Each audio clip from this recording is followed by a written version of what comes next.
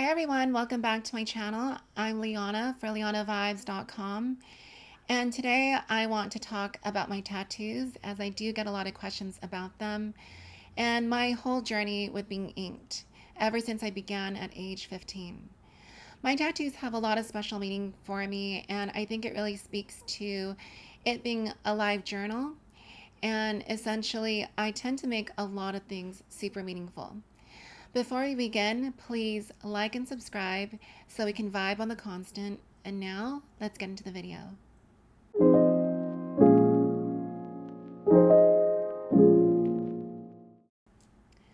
So like I said earlier, tattoos are like a living journal for me. I usually tend to get them when something major happens, some major life event, some great change, really to kind of mark that moment, to never forget my mindset at that time and the lessons that I've gained from that experience. So my first tattoo that I got was when I was 15, which isn't exactly legal in the state of California, but my best friend at the time had a family friend who owned their own tattoo shop, and so I decided to go with her and a group of my other friends. And it was such a moment to share where we're each getting our skin blasted. Some tattoos are large, some are small. And for me, the thing that I got was a biohazard. And the reason I got a biohazard was because it was a full representation of how people made me feel about myself. So, a little background about me is I experienced tremendous and very brutal bullying from my peers all throughout my childhood. And mainly this was because I was covered head to toe in rashes with psoriasis and eczema, very severe. I looked like a burn victim, and because of it, I didn't have a lot of friends. And amongst that, I also had a lot of things that people were misunderstanding about me. So it wasn't easy for me, and the biohazard represented that in case that if I were to ever grow out of being, you know, disfigured, that I never forget where I came from. That I never forget how people made me feel, and to remind myself that if I were to ever become beautiful inside and out, to never make others feel how I was made to feel in my childhood. And that became a big pillar for me and a big core value. My second tattoo was when I turned 18, and they're Chinese characters that go down my upper spine that read happiness, prosperity, longevity. And I remember going to several Chinese speaking families to affirm and validate that the characters that I have are exactly what they mean. And it was to really balance out my first tattoo. Because by that time, I felt my life was changing for the better. I had a better sense of who I was, my rashes were disappearing, and I found more direction in my life and more validation for my unique journey.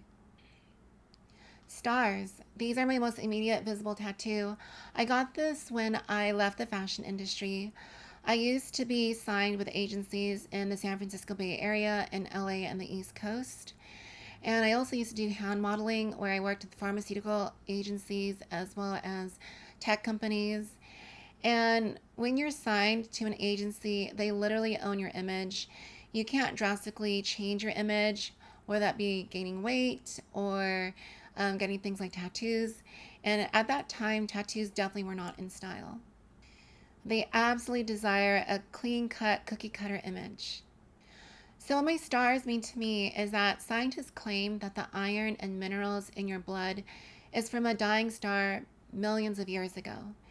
And I'm like, if that's true, that means that no matter where you are in the universe, you're home, you're never truly lost because you're connected to everything around you and it's connected to you.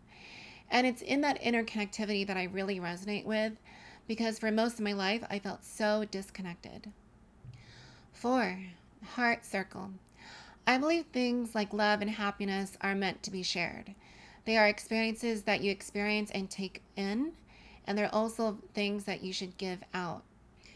It becomes whole at that point, like a full circuit. I believe in life there's no point in experiencing riches if you have nobody to share it with.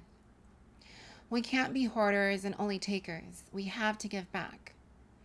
One of my favorite movies is Into the Wild, and it's based off a person whose name was Christopher McCandless, who journeyed to the Alaskan wilderness and met so many amazing people along the way. He was about living off the grid and living with just what was on his body, on his person. And unfortunately, his journey ended in him passing in the wilderness because he wasn't able to access his way back home. But they made a movie about him. And I remember going to Salvation Mountain in Southern California in Slab City and seeing his photo inside Salvation Mountain in the little area that is considered the temple part of Salvation Mountain. And it's just like so tremendous to see that that was a real lived person and that this was an area that he actually visited and made an impact in other people's lives. And I think that's the whole truth about life is how much that we actually do leave an impression. And when we're mindful of that, we can affect such tremendous change. Change in our life and in others. Everything in life is a delicate balance of intake and release.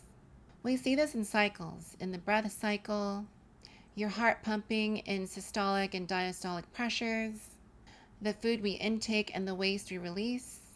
Everything in nature is balance, achieving homeostasis and equilibrium. When things run out of balance, that's when we run into issues. So be sure to experience and take in all the love and joy, and be sure to share it and give it back out. I later got my biohazard connected. I didn't know what I wanted at the time, but I went to a tattoo artist whose name's Jag, and he connected the ends of the biohazard. And at that point, I didn't know what to call it. I just thought it was a flower. But when I investigated, it was so beautiful what I found that this was actually a real symbol. And it's called a triquetra. And what it symbolizes is it has two meanings. In Christianity, it is the symbol of the Holy Trinity, of Father, Son, Holy Spirit. And in the Celtic belief, it is a symbol of eternity. So it's interesting that something that had such a dark and heavy meaning later transformed into something that was so beautiful and positive. My next symbol is the plur symbol in Chinese symbols. So plur comes from the rave scene, and it stands for peace, love, unity, respect. After being in the rave scene for so long, ever since I was 15 years old, it was the one positive thing I really gained from it. And it's a mantra that is exchanged with people who wear candy bracelets, which are like friendship bracelets. And when you meet people in the rave scene, sometimes you share a really beautiful moment. Maybe you get a light show. Maybe it's just you meet a new friend and you literally go up and they do this really cool handshake where it's peace, love, unity, respect. And then they exchange their candy bracelets. And the reason plur was such a big moment in my life is because, as I explained earlier, being covered head to toe in rashes and just with everything going on, people were just afraid of me. And I believe in the rave scene, that was the first time that a stranger or somebody wasn't afraid of me and wasn't afraid to touch me and to exchange those candy bracelets. And that experience really was transformative. And so for that, I think was such a healing moment because at least in the rave scene, people weren't afraid of me. And that really opened up the idea that maybe this whole bullying aspect wasn't forever and that I had a safe space, at least there. And that was very transformative. Essentially, it saved my life because it made me feel that I could truly be accepted someplace, regardless of who I was or what I looked like.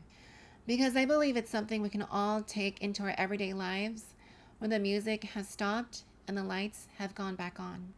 Next is my biggest piece, and I got this recently after a monumental change that happened. It's a piece of a tiger and dragon challenging each other with cherry blossoms cascading around it.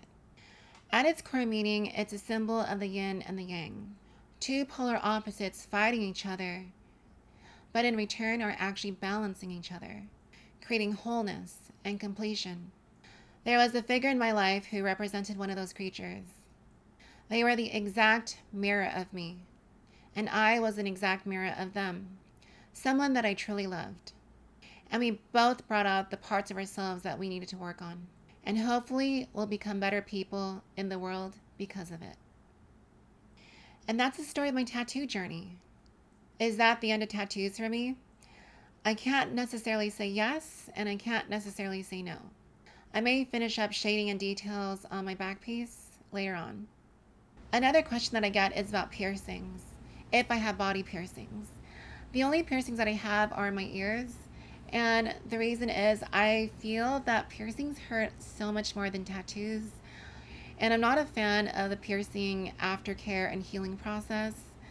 Also, I've seen some really bad experiences of people who had body piercings and had gotten to street fights. It's not a good picture. That's all for today's video. I hope that's giving you more information and insight on my journey with being inked and getting my skin completely blasted. And remember, we are all artists of our own lives. I simply find meaning in every experience. It's because of the tremendous gratitude that I have for life, no matter how different my journey has been. I'll catch you guys in the next video. Bye for now. Waiting daylight, get back. No